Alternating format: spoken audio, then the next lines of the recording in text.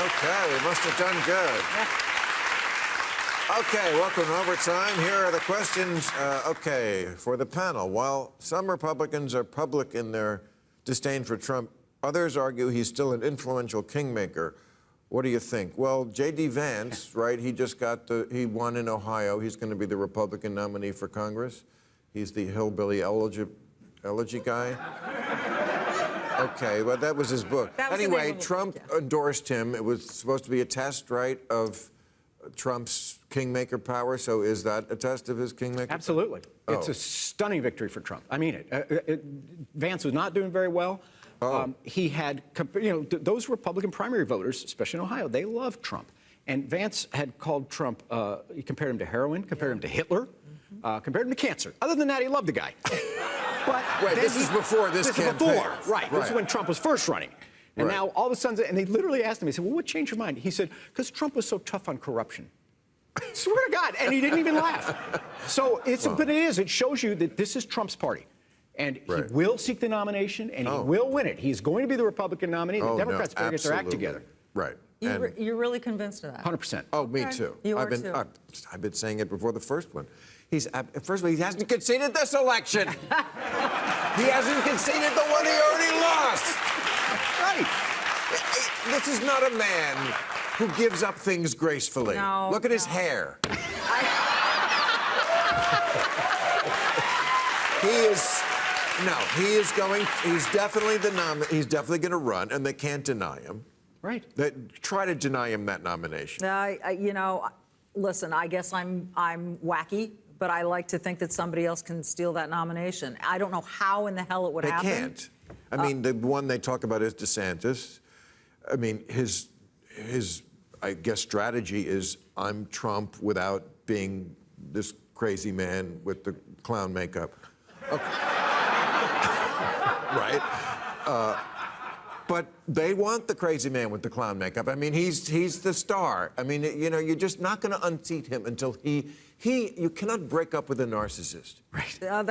He breaks up with you. Yeah, well, maybe he will. Maybe he will. You don't think he will break up? You don't think over the next 2 years he'll decide, I like Mar-a-Lago better He's going to spend more time with his family. No. Yeah. No narcissist says turn the camera off. And his life doesn't change when he becomes president. It doesn't work. What do you mean? It's like, I'll have to go back to that grind of being up at 11 a.m. He came down at 11 a.m. He was up at 6 because we know from the tweet he didn't come down to 11. What's he doing? His hair. That's what he was doing for 5 hours. Life doesn't change.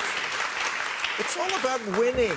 He's winning. He did not like not winning, and he's going to do it again. And if I had to bet my own money, I would bet he's going to win. What if you had to bet your own life, since you don't value life very much? I didn't say that. I'm kidding. I said life is not necessarily precious, especially when it hasn't started yet.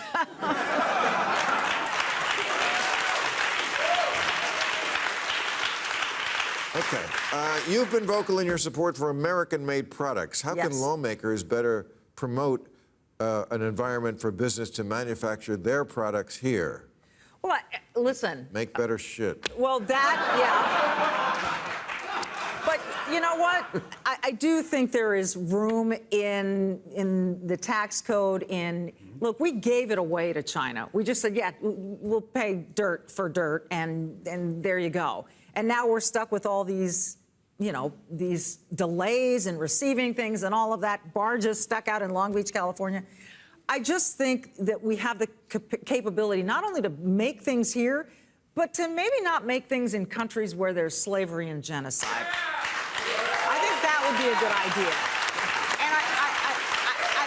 And I think slavery anywhere in China is slavery everywhere in China. Because if you've got some industries relying on slave labor, then everything kind of falls to that level. That's going to be an interesting moment when the people go to Walmart and they can't buy things from China since about 98% of what's in Walmart is from China, and that's why those products are so cheap. So that's going to make your people very popular. Well, listen, I do think there are other countries you can do business with that aren't killing their own. I just do. But really, what percentage of what's in Walmart is from China? 98%, you're right. Okay. But we allowed so that to happen, Bill. We allowed that to happen. We gave up all that manufacturing to other places. Hell, because they make a pair of jeans for $9. Right. That's why. And people want $9 jeans. But they make it at $9 because they don't pay their people to make I understand, but so how the can we people support shopping that there when want... we're so ashamed of our own slave okay, but I'm past? just saying how can we support countries that employ slave labor? But if you're going to be honest, Yeah. start the discussion to the people you're convincing to do this by saying you're going to be paying a lot more for everything you've ever bought. Well, and therefore, maybe you don't have 900 pairs of jeans in your closet, and you only have 899. Well, tell that to them, what's too. the other way? To the people who have 3 pair of jeans in their closet. No, look, I understand that. Go ahead.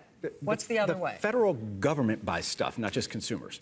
And our president has said, I'm going to buy American. I'm going to make sure when the federal government buys stuff, people go to Walmart, they buy whatever they want. They're free citizens. But the government spending American taxpayers' money because of Biden is now going to have to buy stuff made in America, which means some of those manufacturers are going to have to onshore. It's going to take a long time. But that's a good place to start. I don't want to take away consumers' rights to buy something, but the federal government buys. By the way, every single weapon by law must be made in America. We don't outsource that to China. China could make it cheaper. We don't allow it because it affects our national security. I'd like to see that expanded beyond just weaponry.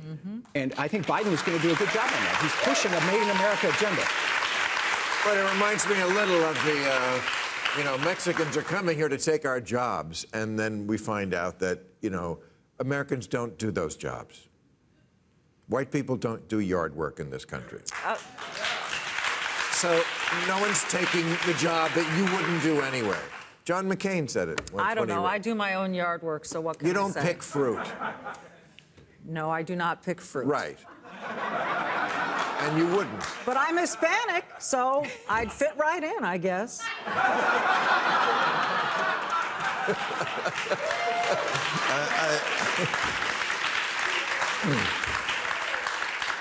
I don't know who's going to get canceled or why, but I'm sure someone's going to try. That's probably me. It's the world we live in. Doesn't even have to make sense. You're gone.